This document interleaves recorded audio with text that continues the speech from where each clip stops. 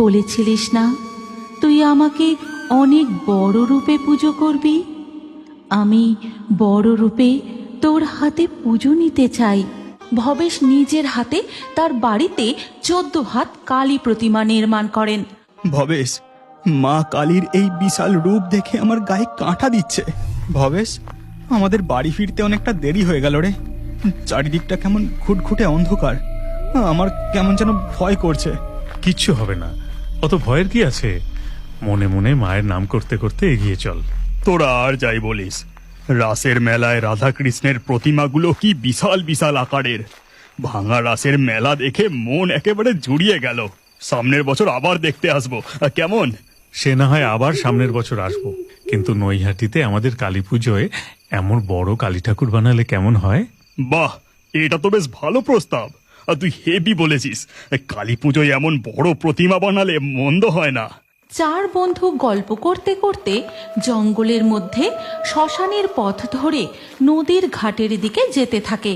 ঠিক তখনই এক ছাতিম গাছের ডালে এত রাতে এই পথে কারা যায়? বুকে মনে হয় একদম ভয় ডর নেই। যাই, বেটাগুলোকে ধরে মজা দেখায়। এই কথা বলে ডাইনি ছাতিম গাছ থেকে সোজা তাদের সামনে এসে পথ আটকে দাঁড়ায়। ওরে বাবা, এ যে এক ডাইনি! ভবেশ, আমি তোকে বলেছিলাম না জঙ্গলের এই পথটা ভালো না। আমি অনেকক্ষণ থেকে এই ভয়টাই পাচ্ছিলাম। নিশুতি রাতে জঙ্গলের পথে গাছের ডালে ডালে শাকচুন্নি পেতনিরা জাগে। এই কথা বলে ডাইনি হাত বাড়িয়ে গদাইকে ধরে।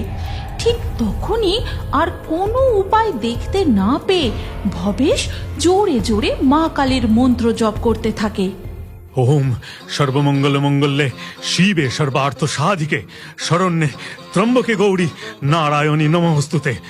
চুপ কর তুই, আমি একে ছেড়ে দিচ্ছি। চলে যাচ্ছি এখান থেকে, চুপ কর। এই বলে সাথে সাথে ডাইনি সেখান থেকে অদৃশ্য হয়ে চলে যায়। তারপর 4 বন্ধু আবার হাঁটতে শুরু করে। এই, আমাদের পিছনে নূপুরের শব্দ, আবার আমাদের কে পিছু নিল? খবরদার, কেউ পিছনে তাকাবি না, তোরা শুধু চুপচাপ হাঁটতে থাক। তারা কেউ পিছন ফিরে তাকায় না। দেখা যায় তাদের পিছু পিছু কে যেন নূপুর পায়ে হেঁটে চলেছে। এরপর তারা যখন হাঁটতে হাঁটতে নদীর ঘাটের কাছাকাছি পৌঁছায়, আরে, ওই নূপুরের শব্দটা তো আর